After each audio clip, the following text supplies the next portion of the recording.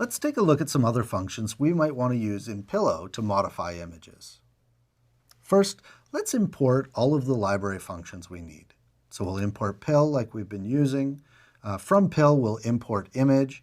And from ipython.display, we'll import display. And let's load the image we're working with. And we can just convert it to RGB inline.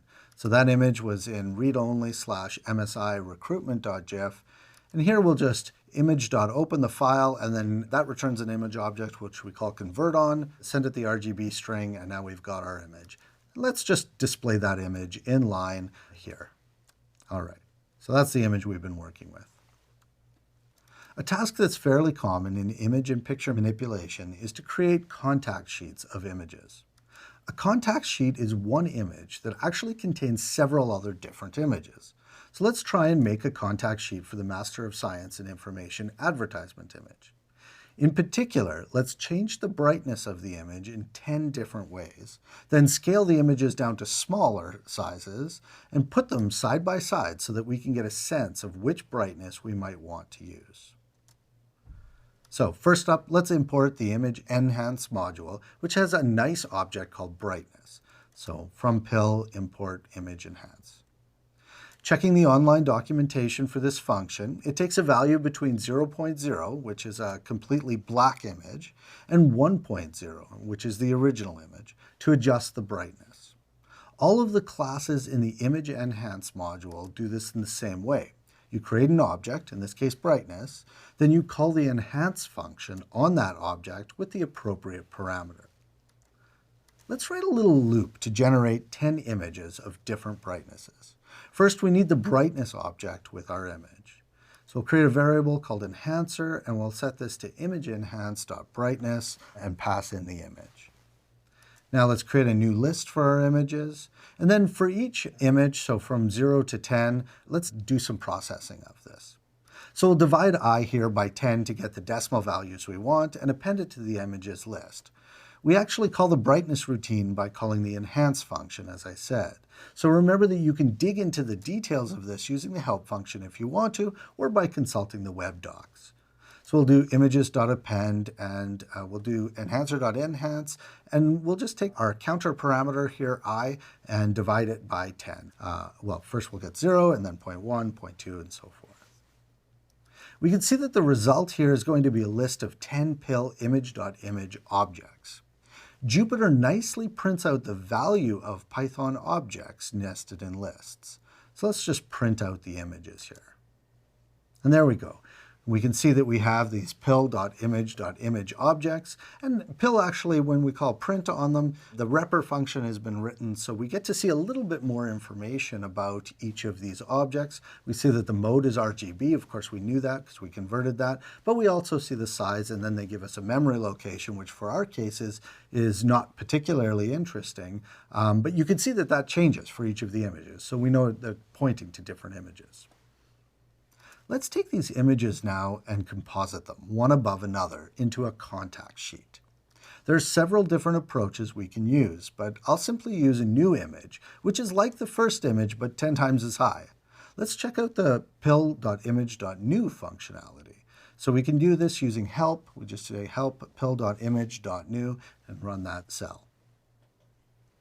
The new function requires that we pass to it a mode. We're going to use the mode RGB, which stands for red, green, blue, and it's the mode of our current first image. There's lots of different image mode formats, and this one is actually one of the most common. For the size, we have a tuple, which is the width of the image and the height. We'll use the width of our current first image, but for the height, we'll multiply this by 10. This will make a sort of canvas for our contact sheet. Finally, the color is optional, and we'll just leave it to black. So we'll create a new variable here called first image, and we'll use that a lot. And it's just the first image from the list, but we're going to use it as a reference for sizes. From PIL, we want to import image. And then let's create the contact sheet. And so this is, we call pil.image.new, so we're invoking the image new constructor, or what will be a constructor, to give us the first image mode, so that's RGB, that's the first parameter, and then we give it the width, and then 10 times the height. So now we have a black image that's 10 times the size of the other images in the contact sheet variable. Now let's just loop through the image list and paste the results in. The paste function will be called on the contact sheet object, and it takes in a new image to paste as well as an XY offset for that image. In our case, the X position is always 0, but the Y location will change by 450 pixels each time that we iterate through the loop. So let's first create a counter variable for the Y location. It will start at 0. So we'll call that counter current location. And then for each image in our images list, let's paste the current image into the contact sheet. So we call contact sheet.paste, we give it the image, and we give it a 0, which is the X location, so to the far left, and then the current location, which is our Y location. And then let's update the current location counter. So we update this by increasing it by 450 pixels, which is the height of our image. This contact sheet has gotten big, 4,500 pixels tall. Let's just resize this sheet for display. We could do this using the resize function. This function takes in a tuple of width and height and will resize everything down to the size of just 2 individual images. So we just call contact sheet.resize and give it the tuple size that we want it to scale to. Now let's just display that composite image. So we'll call display with contact sheet.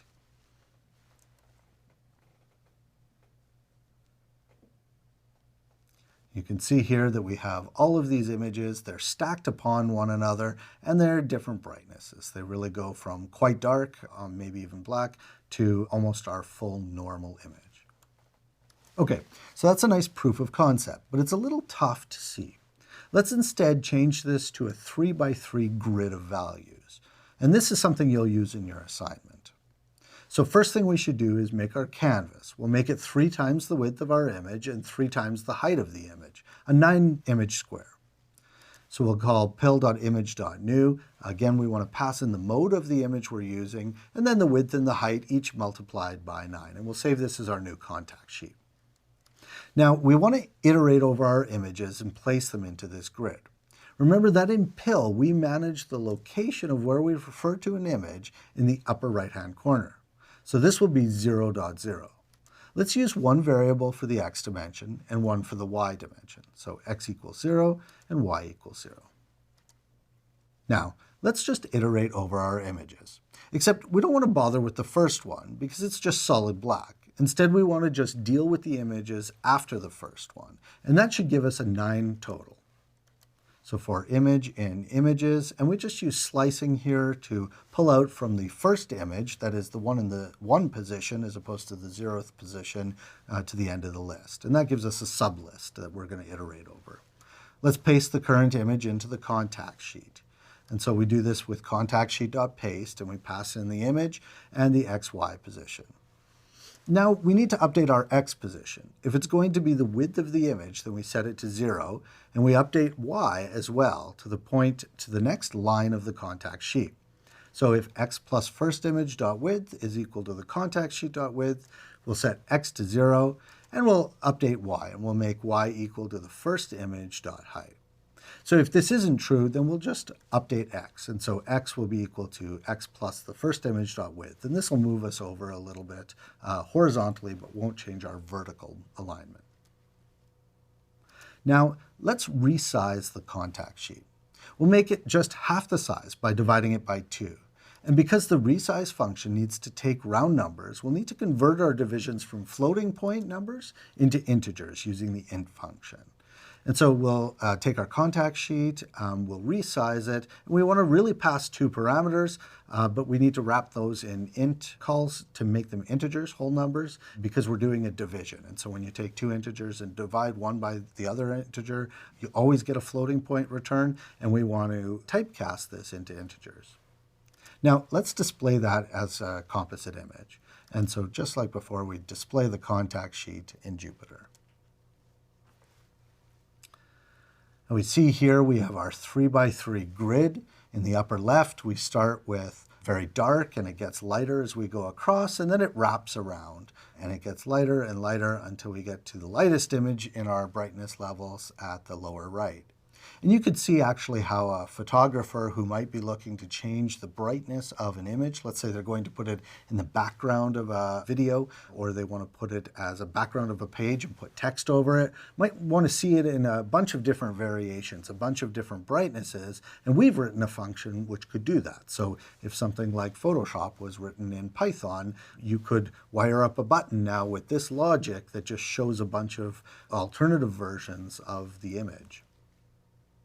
Well, that's been a tour of our first external API, the Python Imaging Library, or the PIL module. In this series of lectures, you've learned how to read and write images, manipulate them with PIL, and explore the functionality of third-party APIs using features of Python like dir, help, and getMRO. You've also been introduced to the console and how Python stores the libraries on the computer. While for this course, all of the libraries are intended for you to use in the Coursera website in the Jupyter system, and you won't need to install your own, it's good to get the idea of how this work is done in case you wanted to set things up on your own PC. Finally, while you can explore PIL from within Python, most good modules also put their documentation up online, and you can read more about PIL here at Read the Docs. And this will be very useful for your assignment, which comes up soon.